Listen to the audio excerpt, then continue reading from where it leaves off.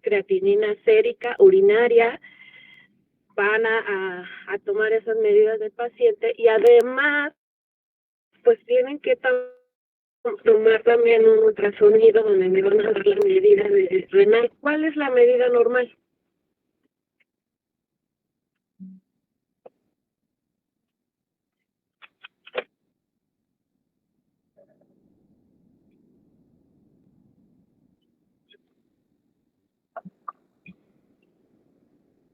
Chicos, Son de 10 a 12 ¿están ahí, centímetros de verdad? longitud. ¿Sí? ¿Se me escucha? Bueno, Sí, sí te escucho. son de 10 a 12 de ¿Sí? longitud, de 5 a 6 de ancho y de 2 a 3 y medio de grosor.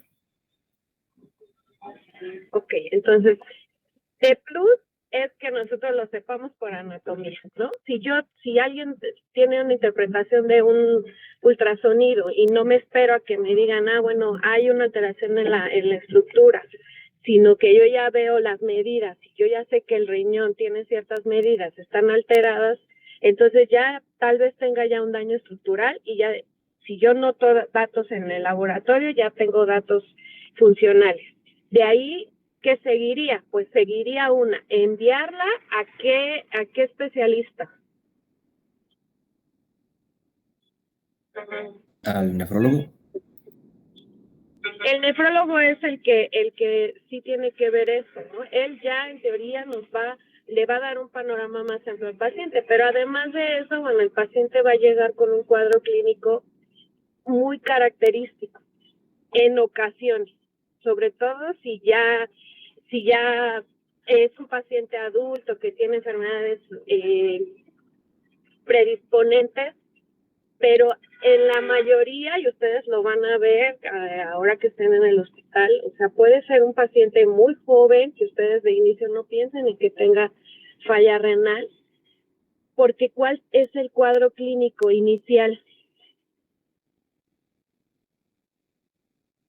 ¿El edema? Mira, ayer les hablaba yo de síntomas constitutivos donde me va a dar algo inespecífico, ¿no? Generalmente el paciente va a llegar con fatiga, ¿no? Una fatiga inexplicable, un cansancio, algo muy evidente en un paciente renal que ¿qué es lo que me va a dar la enfermedad renal? Me va a dar un cuadro muy integral, un cuadro que es muy específico porque me va a dar varias alteraciones, de hecho muchas alteraciones, pero de inicio, ¿cuál es el principal, el que lo van a ver desde la inspección?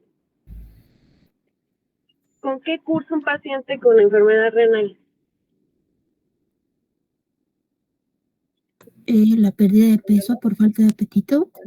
Puede ser anorexia, puede ser pérdida de peso, pero es un paciente que ustedes le van a notar una coloración en la piel, en los tegumentos, pálidos. Ustedes tienen que siempre, y se van a dar cuenta, eso lo van a dar con la práctica, es un paciente que está pálido, ustedes tienen que ver eso, porque siempre es muy evidente que la coloración de los tegumentos, ¿sí? Es un paciente que probablemente sea muy joven, pero empiece así, náuseas, vómito, anorexia, palidez, cansancio, y de forma inexplicable, ¿no? Entonces, aguas porque a veces se les va en los diagnósticos por pensar que es alguien joven, ¿no?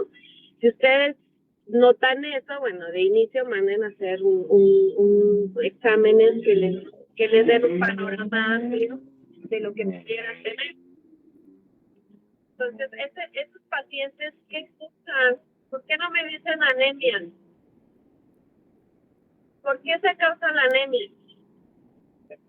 Por una reducción de la producción de eritropoyetina. Va a haber una alteración, es un paciente que por ende generalmente va a estar con anemia, entonces ya tenemos un diagnóstico y además parte de ese síndrome y además ya de cajón tiene que haber un tratamiento. ¿Qué más vamos a tener? ¿Qué más alteración vamos a tener a nivel en general? Ya tenemos la anemia, ¿qué más?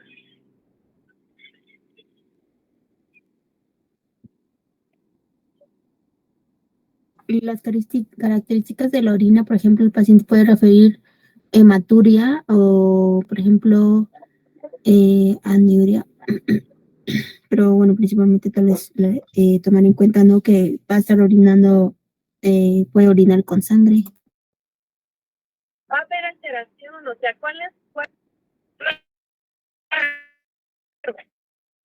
claro que un paciente que sufre con enfermedad renal No se le escucha, inicio de doctora. cajón tiene hematuria. La hematuria la vamos a ver en el tema de cáncer renal. En el tema de cáncer renal es donde vamos a ver que es más fácil que encuentre hematuria, pero en la enfermedad renal es difícil vamos a encontrar hematuria. No tienes que, vamos a encontrar alteraciones en la producción. ¿Cuál es la producción normal? ¿Cuál es la uresis, el débito urinario normal?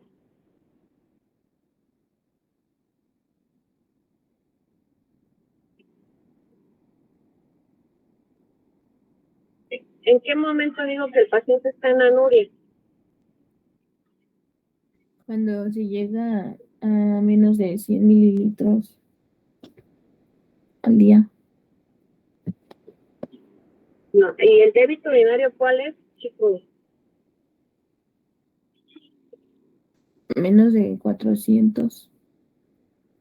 No, tienes que buscar eso, chicos, porque si precisamente por eso se tienen que hacer estudios. Si ustedes hacen una creatinina urinaria, van a ver que en 24 horas un almacenamiento de la orina. Ahí me van a decir cuánto estoy produciendo al día, pero cuánto es lo normal que nosotros tengamos de producción a la 500 hora, mililitros niños. al día. Bueno, es Por que kilo de también depende peso. mucho del consumo de agua del paciente y, por ejemplo, de su peso. Ahí pues va de lo normal es de 1 a 4 mililitros por kilo, no, ajá, por kilo y también por hora. ¿Cuánto? ¿Cuánto, 1 a perdón? 4 mililitros por kilo por hora.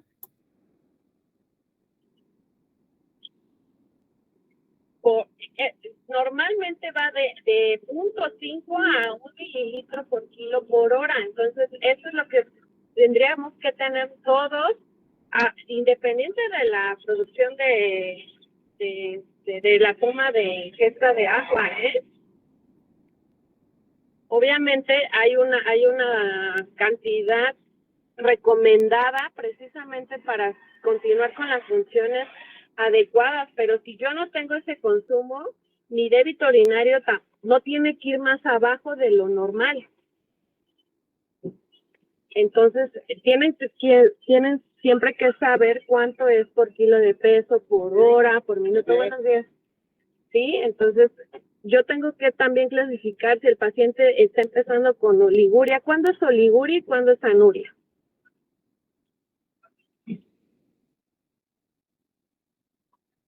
Bueno, es que ahí creo que dependía un poco de tal cual la definición que se tuviera de anuria, porque realmente, bueno, eso lo vimos en nefrología, que realmente anuria sería una producción de cero, pero que las literaturas lo consideran como menor a 100 mililitros.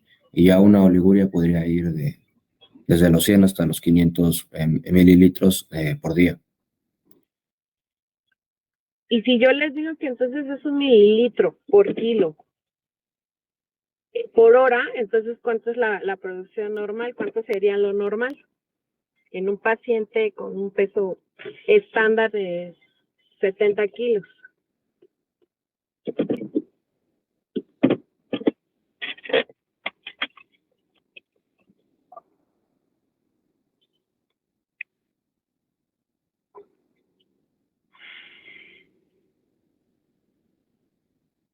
Serían 1680 mililitros. Aproximadamente, ¿no? Entonces, o sea, ustedes de una cantidad de 1500, sin embargo, hay que calcularlo por kilo y por hora, ¿sale?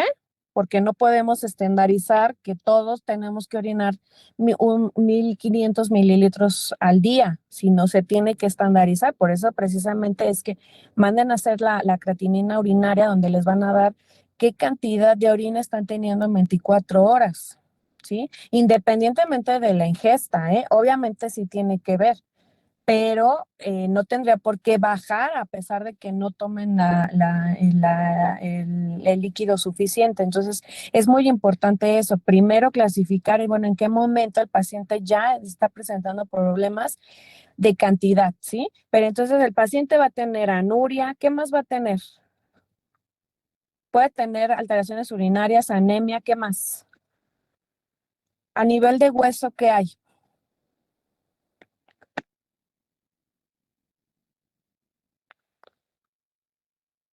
En general hay alteraciones óseas por la falta de la recaptación de calcio. También Puede es ser muy resostenerse. importante. Exactamente. Entonces, el paciente también es un paciente que va a tener alteraciones óseas y que también es muy propenso, digo, a que vaya a tener descalcificaciones. Por ende, también es uno de los tratamientos, ¿sí?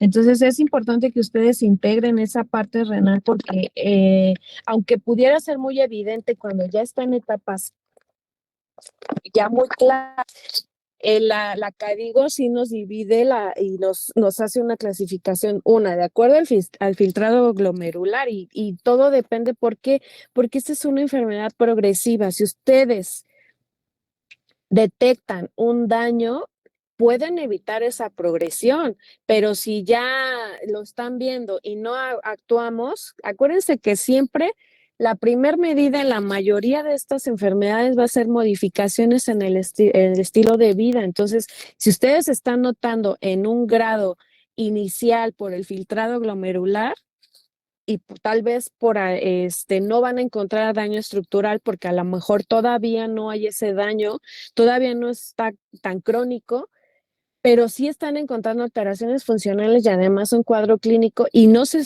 encuentran en una etapa tardía, en una etapa ya crónica, en una etapa donde ya está establecido y aparte el problema es que es crónico, es progresivo, pero aparte es irreversible. Eso es lo lamentable de esto, ¿sí?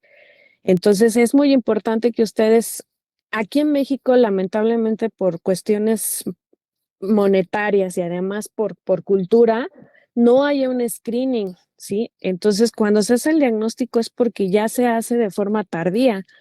Hay países donde a los niños desde pequeños, desde la primaria, les hacen un screening y de ahí van descartando sobre todo en niños, quien pueda tener alguna alteración estructural que se va a presentar muy probable en la juventud, tal vez todavía toleres la infancia con alguna hipoplasia, pero resulta que a los 13 años empiezan con alteraciones y eso, como les digo, es progresivo, se pudo haber detenido tal vez la progresión con modificaciones en el estilo de vida sobre todo. Entonces, aquí en México cuando se hace el diagnóstico es porque ya el jovencito jamás le hicieron un ultrasonido porque no estamos acostumbrados a eso, ¿no?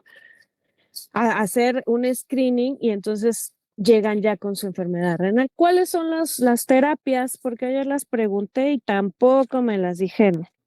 Y esto lo van a ver diario, es algo que lo ven el que esté en urgencias, el que esté en quirófano, el que esté en pediatría.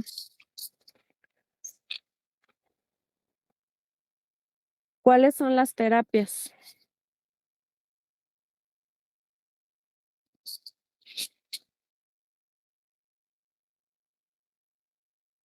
Chicos, ¿sí me escuchan o no?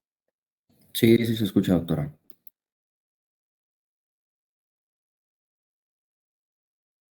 Bueno, por ejemplo,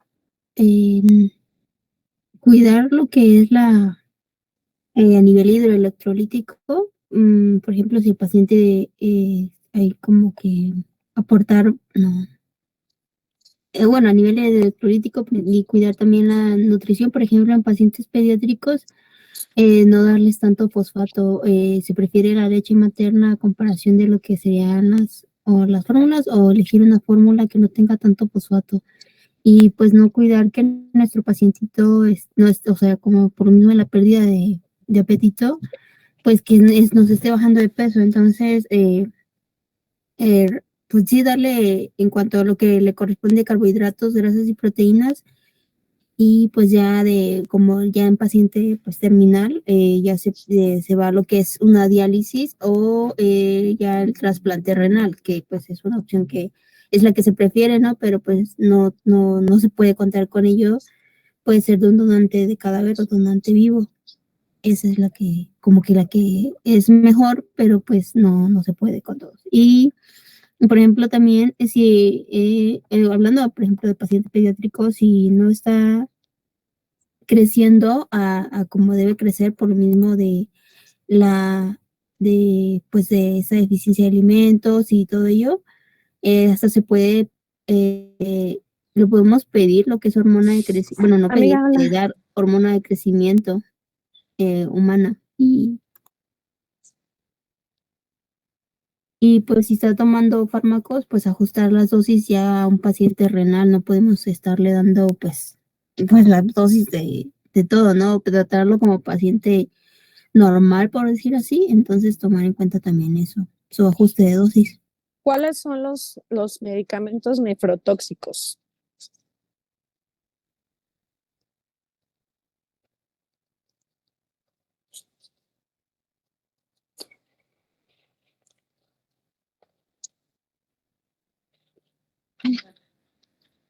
Chicos, ¿cuáles son los medicamentos nefrotóxicos que conocen?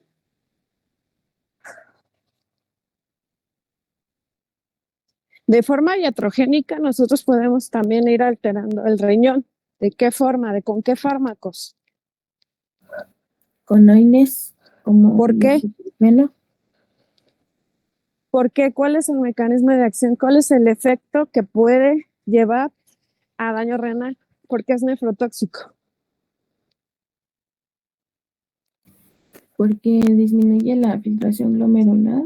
Este,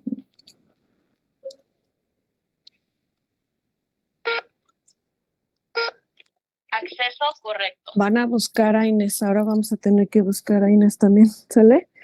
Porque no me saben por qué. Sí lo sabemos que es nefrotóxico, pero no sabemos por qué.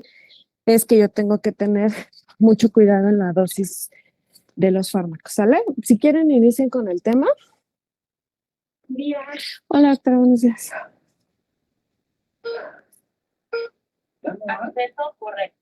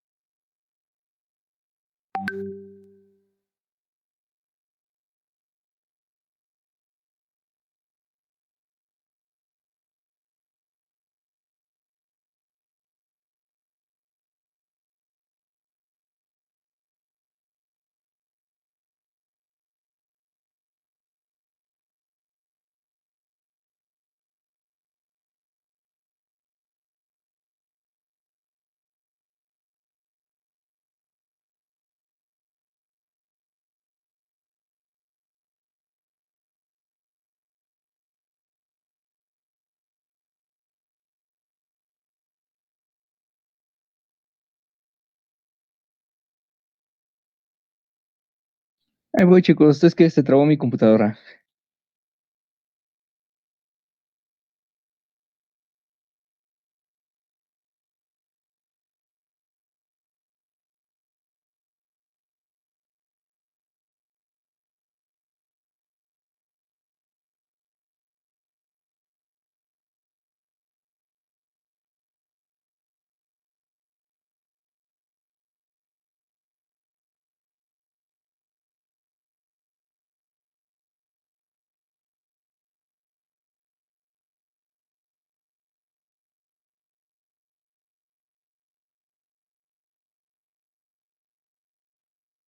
Sí, ¿Ya se ve?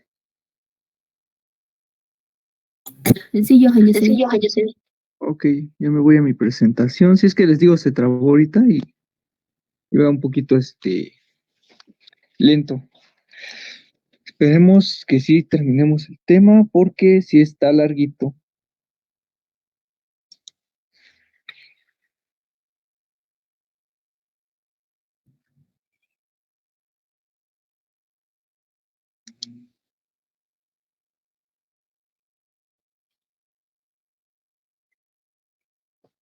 Chicos, si por algún motivo me tengo que desconectar, continúan con su tema, ¿sí?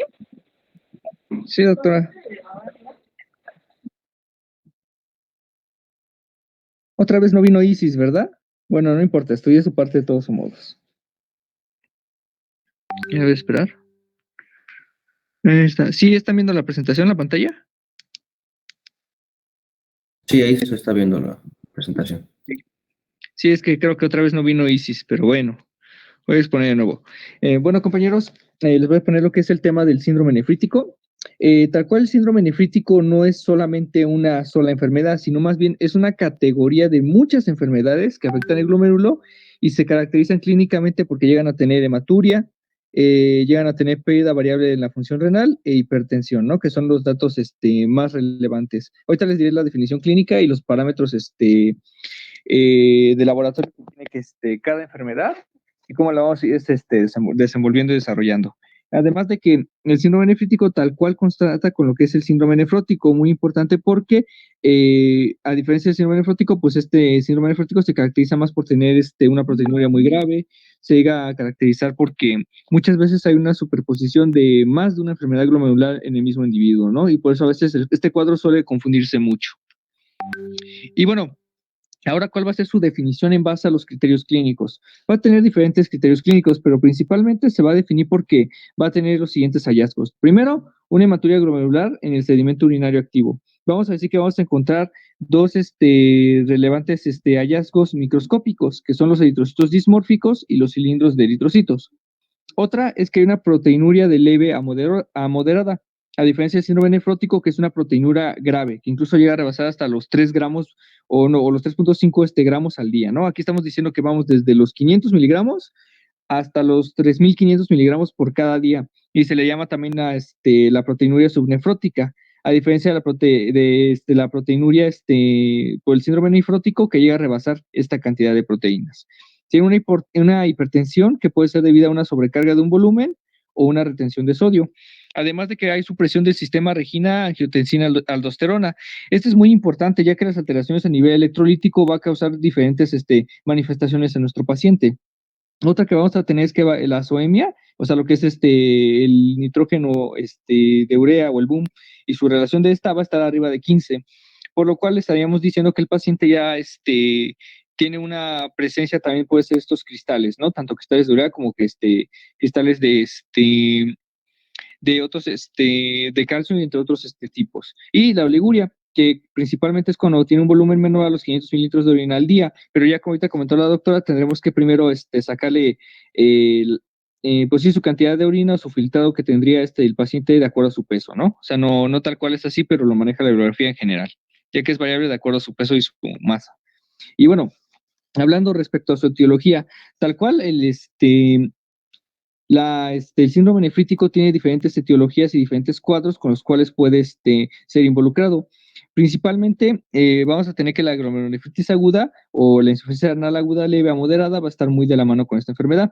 Y en su categoría de este tipo que lleva la insuficiencia renal aguda, van a ser tres principalmente, que va a ser la nefropatía por IgA, también se le conoce como crónica en algunas ocasiones, la glomerulonefritis post-estreptocócica, que es la principal causa de este síndrome nefrítico, y la nefritis lúpica.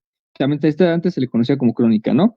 Y otra de las situaciones que tendremos en el síndrome nefrítico es que puede estar la famosa glomerulonefritis membrano-proliferativa, en la cual veremos que va a haber depósito de ciertos inmunocomplejos, anticuerpos y respuesta por fibrinas y en el complemento, donde se va a fijar en los diferentes vasos y va a provocar este cuadro, pero principalmente va a afectar el glomérulo. Y la glomerulonefritis rápidamente progresiva, y esta tiene que ver con la enfermedad de antimembrana basal glomerular, mejor conocida como el síndrome de Gott-Pasteur, ¿no? Y el otro tipo es la glomerulonefritis por inmunocomplejos. Aquí vamos a ver que en el lupus va a estar presente, en alguna glomerulonefropatía por IgA. De hecho, ayer lo vimos con la doctora de pediatría, cuando vimos la púrpura de Genoch. No sé si se acuerden. Se presentaban estos anticuerpos IgA, podemos encontrarla ahí.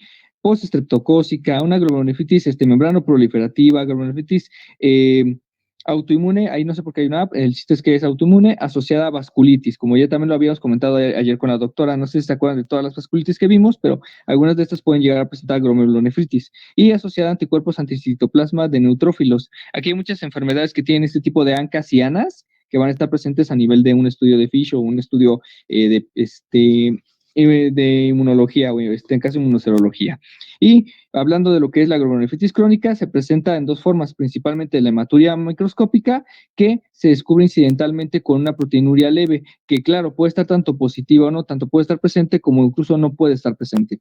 Y por otro lado tenemos a la hematuria macroscópica episódica. Esta hematuria macroscópica episódica se va a caracterizar porque va a aparecer por ciertos tiempos prolongadamente, pero sin embargo, dependiendo de la etapa que se encuentre el paciente, va a ser las veces o las cantidades o veces que se llega a presentar, ¿no? Principalmente esa es la característica que tiene esta hematuria macroscópica episódica. Como les la palabra, es por episodios y por ciertas circunstancias y temporadas y va a depender de la fase en la que se encuentre nuestro paciente.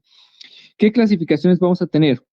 Bueno, las clasificaciones que principalmente vamos a abordar son la primaria, debido a trastornos hereditarios, la secundaria, afecciones por tejidos cognitivos, vasculitis y enfermedades autoinmunes. Y bueno, en las primarias vamos a tener, como ya les dije, la nefropatía por IgA, la glomerulonefritis membrano proliferativa y la enfermedad de membrana antimembrana basal glomerular, ¿no? El famoso síndrome de Gott-Pasteur, por ahí le definen muchos. En los trastornos hereditarios vamos a tener el síndrome de Alport, que más adelante veremos a qué se debe, la enfermedad de la membrana basal delgada, y en los tipos de glomerulonefritis secundaria va a ser secundaria a diferentes tipos de infecciones y sí, principalmente infecciones tanto por bacterias y virus que van a causar afecciones a nivel del glomérulo.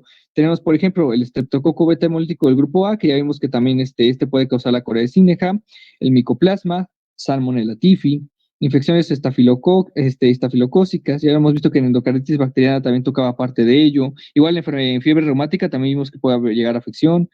Vimos que también está la esquistosomiasis, coxsackie-virus, citomegalovirus, hepatitis B, tenemos hepatitis C. También nosotros hemos identificado algunas lesiones relacionadas en VIH, algunos pacientes que llegan a tener otro tipo de infecciones de vías urinarias, ¿no? Ya también lo habíamos hablado en aquella clase, los patógenos que principalmente pueden ser bacterias tanto gram negativas como en otras ocasiones que son positivas. Y en cuanto a la situación y hablando de lo que son los virus, podemos decir que también va a estar el sarampión, el paperas y la varicela. Ay, otra vez creo que se trabó. No entiendo por qué está pasando eso. Bueno, el chiste es que, como le dije, igual incluso con varicela, paperas y sarampión puede estar también presente este cuadro.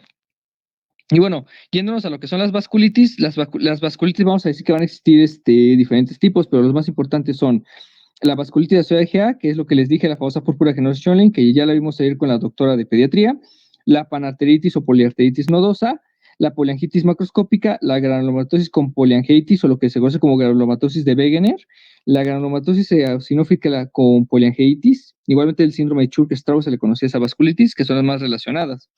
Y las discrecias hematológicas, aquí vamos a tener la crioglobulina mixta por IgG y IgM, y la púrpura trombocitopénica idiopática o trombótica, y el síndrome urémico hemolítico. Como ustedes sabrán, el síndrome urémico hemolítico se puede llegar a producir incluso por infecciones por Escherichia coli, ¿no? Ya como lo habíamos visto en las clases de infecto. Bueno, creo que aquí no sale muy bien, pero les diré rápidamente qué tiene que ver con la fisiopatología. Respecto a lo que tiene que ver con su anatomía, tenemos que conocer primero que hay diferentes capas o hay diferentes estructuras que van a formar lo que es el riñón o la nefrona en sí.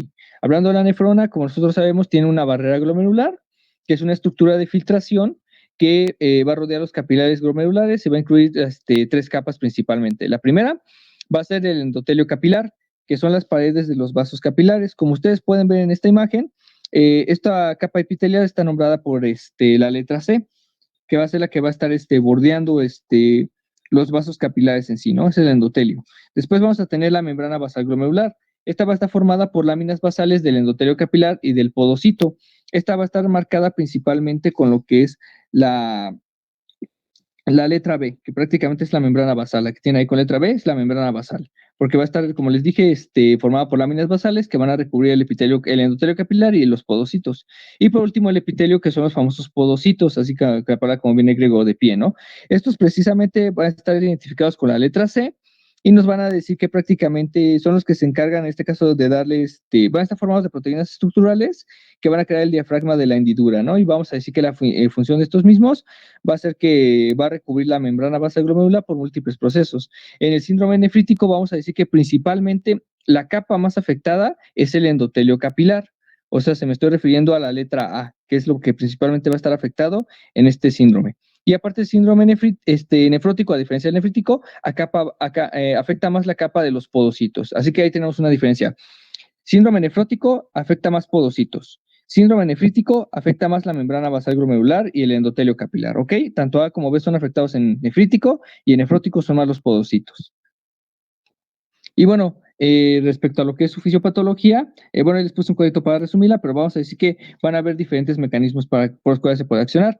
Puede ser una respuesta por antígenos, en la cual al haber un antígeno extraño, pues ya sea bacteriano o uno propio de alguna enfermedad autoinmune, se va a despertar la respuesta, lo que puede hacer que esté circulando el torrente sanguíneo, se fije en los tejidos y empiece a afectarlo, ya que en la reacción antígeno-anticuerpo va a formarse un complejo inmune, va a generar una respuesta inflamatoria a su vez con diferentes interleucinas, se van a reclutar neutrófilos, eosinófilos, complemento y va a generar un daño tisular.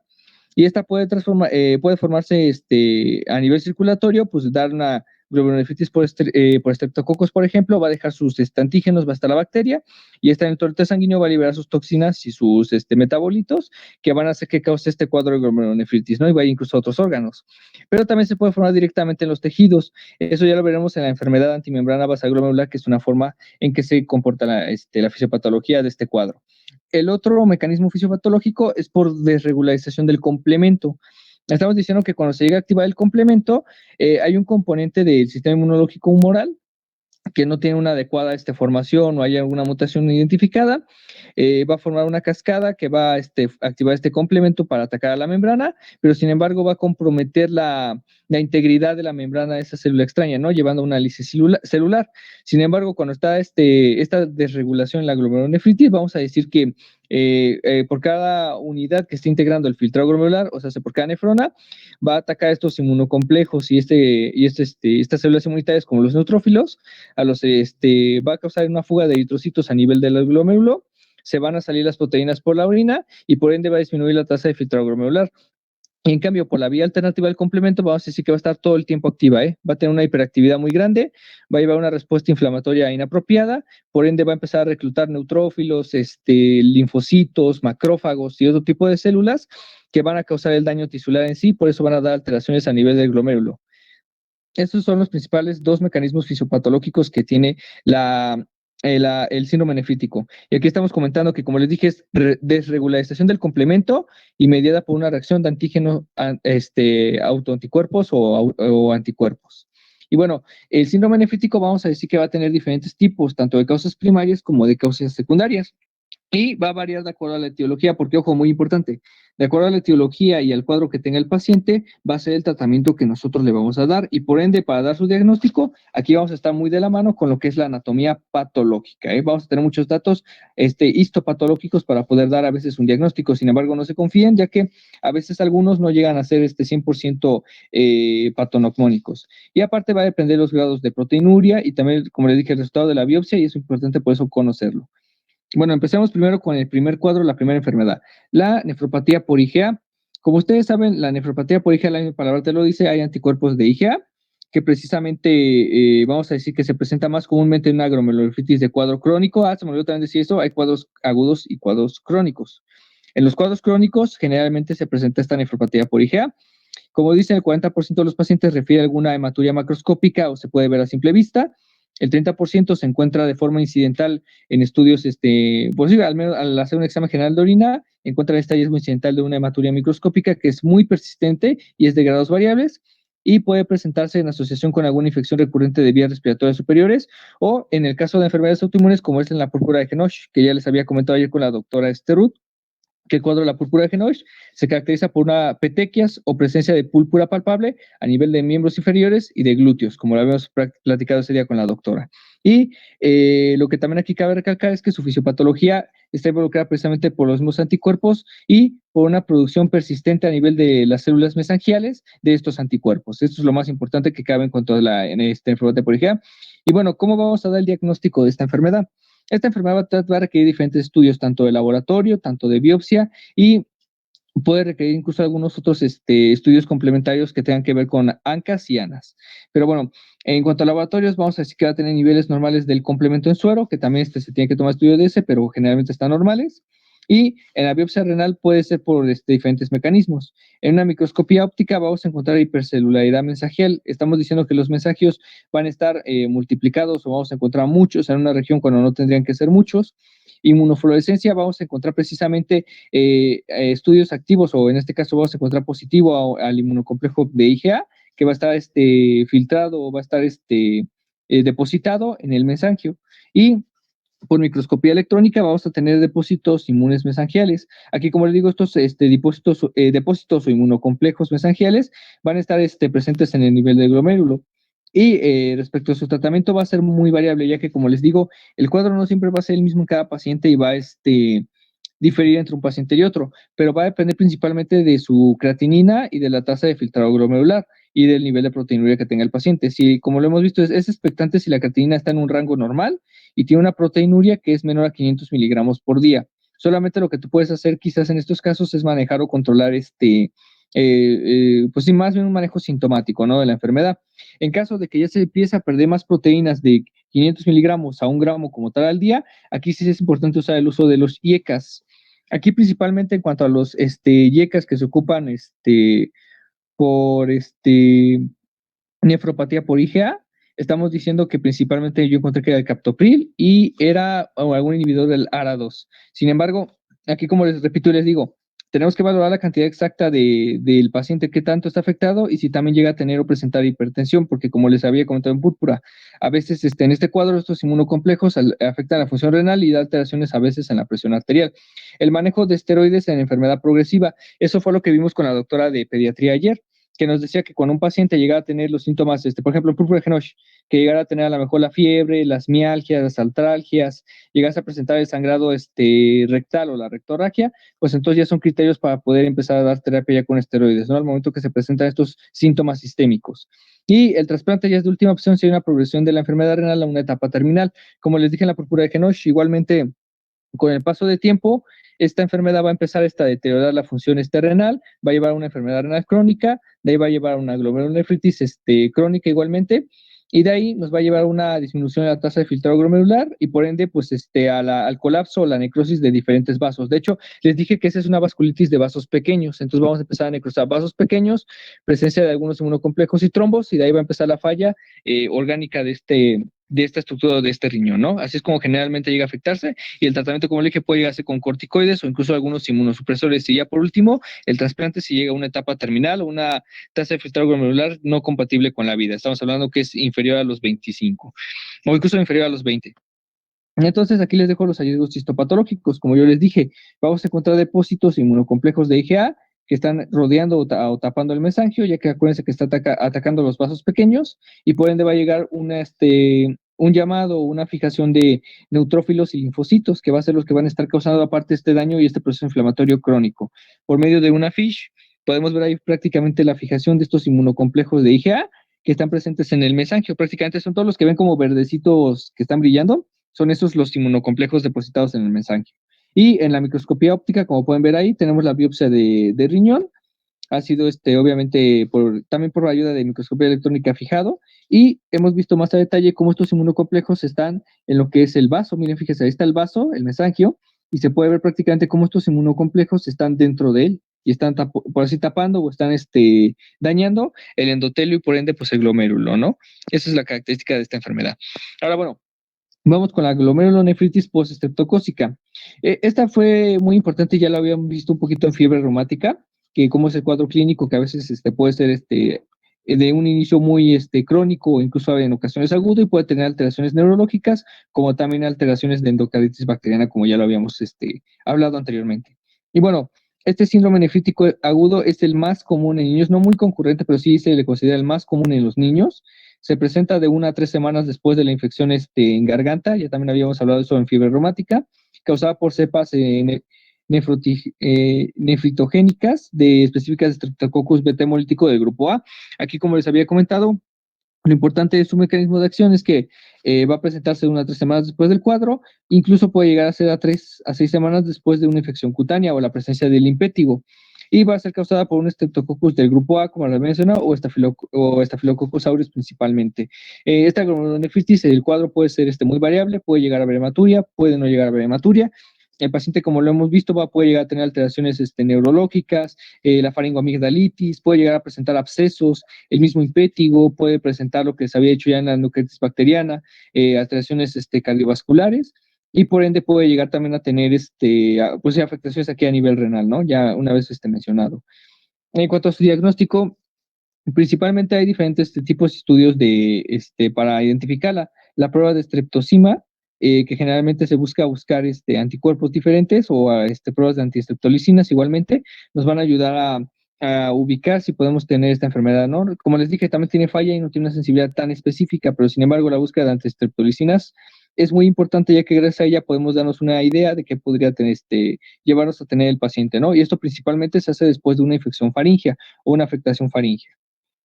También en cuanto a sus estudios por biopsia, cuando se llega a indicar su biopsia renal, vamos a encontrar 3 hallazgos dependiendo del método que ocupemos. En la microscopía óptica vamos a encontrar una proliferación y crecimiento endocapilar que va a estar difusa por diferentes neutrófilos, y vamos a encontrar datos de inflamación, neutrófilos, y vamos a encontrar incluso fibrosis en las paredes del glomérulo.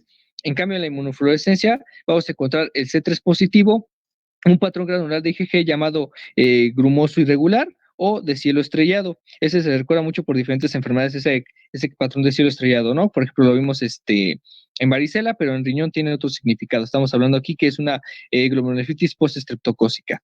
Y en la microscopía electrónica vamos a decir que va a ser depósitos de inmunocomplejos que van a estar a nivel subepiteliar en forma de joroba. Este es muy importante, ya que gracias a él se ha podido identificar la glomerulonefritis, pero es lo que me estaba comentando la otra vez el doctor Anselmo cuando hablábamos de síndrome nefrítico. Nos comentaba que al momento de hacer la biopsia hay que tener mucho cuidado al momento de tomarla, porque hay regiones, porque el riñón no se afecta tal cual todo, va por regiones y es a veces irregular y es disperso la aparición de este signo de forma de joroba. Así que dependiendo de la zona en la que tú tomes y también dónde corras con suerte, dónde se encuentra la enfermedad, si vas a encontrar o no de este signo. Y por eso es muy importante que quizá le tomes biopsia y digas, bueno, pues es que salió normal, pero aún sigue teniendo el cuadro clínico. Entonces, por eso el doctor decía, aguas, a veces muy engañoso, a veces se toma por esas biopsias. Y aquí tengo el estudio que le estaba diciendo, este patrón de IgG en cielo estrellado, y también tenemos lo que es la infiltración de neutrófilos a nivel del mesangio y del vaso capilar, ¿no? Como tal, está afectando el endotelio, como pueden ver en la imagen. Esos son los datos histopatológicos más importantes. Respecto a su tratamiento, bueno, ya lo había mencionado anteriormente, pero vamos a hacer nada más una revisión rápida. Vamos a tener que tener los cuidados básicos y el tratamiento sintomático, manejo de antibióticos, ya lo habíamos hablado con penicilina G. Igualmente, en estreptococos que todavía estén presentes al momento del diagnóstico. También hay otros antibióticos que pueden estar sobreagregados en caso de que también tenga sobreinfecciones, como puede ser la eritromicina o la citromicina. Y tratar la hipertensión y el edema. Ya hemos visto que para tratar la hipertensión y el edema no solamente es tanto el uso de un IECA, sino que también te puedes apoyar con diuréticos de asa, como ya lo hemos visto con la furosemida, y en cambios de hábito y de dieta, pues una restricción del sodio y del agua, ¿no? Porque como hemos visto, en estos pacientes puede llegar a presentar hipertensión, entonces hay que restringirle una dieta que no tenga tanto sodio y darle agua para el manejo de esta patología. Igualmente, como le dije, el antibiótico muy importante, ya que esa es la que va a tratar estas afecciones postestreptocócicas. No olvidarlo, muy importante. Bueno, ahora hablando de lo que es la nefritis lúpica, aquí esta sí está un poquito bastante compleja porque como ustedes pueden ver, el lupus es una enfermedad que tiene muchos trastornos, muchos inmunocomplejos, muchos patrones y muchos diferentes tipos de vías en las que puede afectar al cuerpo y el sistema inmune. Pero hablando de nefritis lúpica, vamos a decir que tiene una presentación muy variable, como les dije, puede llegar a tener, o no tener signos de alas de mariposa, puede llegar a tener signos que tengan que ver con fotosensibilidad, manifestaciones dermatológicas, ya habíamos visto que también incluso neurolupus, o sea, es muy variable el cuadro, ustedes ya lo conocen, incluso en neonatos también a veces muy confuso a veces, sobre todo por los anticuerpos RO y LM, me parece, MO también, son anticuerpos que pueden estar presentes en un neonato, así que también tener en cuenta mucho ese tipo de estudios. Igualmente, como les dije, puede presentar la glomerulonefritis tanto aguda como crónica y esta puede ser rápidamente progresiva, así que hay que tener mucho cuidado con estos pacientes. Comúnmente tendrá un patrón, como les dije, tanto de recaídas, de remisiones, incluso puede llegar a estar en cierto punto asintomática, pero más que nada se confunde por el cuadro que se manifiesta a nivel sistémico de lupus y se tiene que tener una vez establecida. ¿Puede superponerse con el síndrome nefrótico? Claro que sí, ¿eh? Puede llegar a presentar inclusive por ocasiones los dos síndromes, ¿eh? Ese es un dato muy confuso y a veces muy característico a veces de esta nefritis lúpica. Por eso se llega a confundir mucho en ocasiones. Y bueno, en cuanto a su diagnóstico, vamos a tener los estudios por laboratorio, donde va a haber un patrón clásico por el complemento. Ya habíamos dicho que C3 y C4 van a estar muy bajos debido a que esta respuesta no está adecuadamente realizada y reacciona a los autoanticuerpos y también a los autoantígenos igualmente. Van a encontrarse la prueba de diagnóstico de ADN, bicatenario, de SNA, vamos a encontrar también los ANA, los ANCA, que también los había mencionado, los cuerpos, anticuerpos anticitrulinados también van a estar ahí presentes, tenemos que estudiarlos igualmente, y los hallazgos en la biopsia renal va a depender mucho el criterio de la clase que sea de nefritis lúpica, por ejemplo. En la clase 3, que es una glomerulonefritis proliferativa focal que se presenta, está en menos del 50% del compromiso de los glomérulos van a estar con proliferación celular y vamos a encontrar los famosos bucles de alambre. Estos bucles de alambre vamos a encontrarlos presentes cuando se hace el estudio histopatológico, sobre todo cuando es una inmunofluorescencia.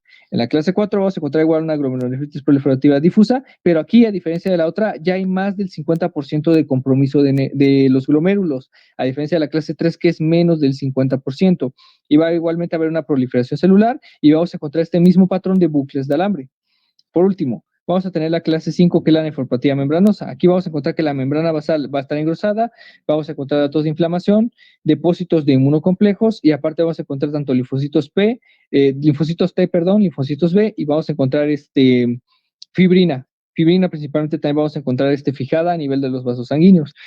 Son los patrones más característicos de esta enfermedad. Y bueno, como pueden ver ahí, vamos a encontrar estos bucles de alambre a su nivel a nivel histopatológico en la tinción, vamos a encontrar los eosinófilos, neutrófilos, los mismos linfocitos CD4 y CD8 que también había mencionado, ¿no? Y los depósitos de fibrina, que pueden ver ahí que a nivel del endotelio están causando fibrosis y necrosis, por lo cual, muy importante, ya que gracias a eso y el depósito de estos inmunocomplejos va a causar un déficit en el daño renal. Por eso, dato muy importante. Ahora, bueno, en cuanto a la enfermedad antimembrana basal o glomerular, mejor conocido como el síndrome de Gott-Pasteur, el síndrome de Gott-Pasteur más bien lo que va a tener es que es una presentación clínica muy variable, pero generalmente es rápidamente progresiva, incluso puede llegar a ser una emergencia médica, como ya también el doctor de Zacarías nos comentaba ayer, no sé si lo llegaron a escuchar, pero también cuando hablábamos fuera de la clase nos estaba comentando que igual era una urgencia. Y bueno, en este síndrome de Gott-Pasteur, también llamado semilunar, vamos a decir que sí se va a ver una afectación renal y pulmonar principalmente. El síndrome pulmorrenal o renal pulmonar, ¿no? Como quieran llamarlo ustedes. Puede llegar a presentar hemoptisis del 25 al 60% de los casos. Es más probable en personas que sean menores de 30 años y en las personas mayores de 50 años tienen más probabilidades de tener una glomerulonefritis aislada. Para recalcar este síndrome de Gott-Pasteur, vamos a decir que principalmente el daño renal va a ser por esta respuesta inmunitaria, pues sí, por así decirlo, no autoinmune, por así decirlo, no regulada, que se va a asociar con la glomerulonefritis rápidamente progresiva ya mencionada, va a presentar hemorragia alveolar a nivel de los pulmones, van a presentar estos anticuerpos antimembrana y también a partir de eso, pues va a generar inclusive fiebre, va a poder causar mialgias, artralgias, entre otros tipos de manifestaciones relacionadas con la inflamación. Igualmente vamos a decir que hay una hipersensibilidad de tipo 2, que es el tipo de hipersensibilidad que presenta esta enfermedad, y va a estar dirigida contra un antígeno propio, ¿no? Ya lo habíamos mencionado en las membranas basales y las membranas alveolares. Y llega a generar igualmente una vasculitis de vasos pequeños. Igualmente va a tener datos de necrosis y por eso es importante darle su manejo. Chicos, no sé si ya tengamos que ahorita salir porque la doctora no sé si ya se vaya a conectar o no sé si ella les pidió entrar. Chicos. Sí, yo creo que mejor después de pediatría la terminamos, ¿no? Sí, porque ya creo que ahorita va a entrar la doctora de pedia. Sí. Doctora Palmera, lo que pasa es que tenemos clase de pediatría a las 8. Sí, es que también ya me envió un mensaje la doctora. ¿La terminan y la suben, por si? Sí. Cuando puedan. Órale, pues, bye. Hasta luego, doctora. Buen día. Hasta luego, gracias. Buen día.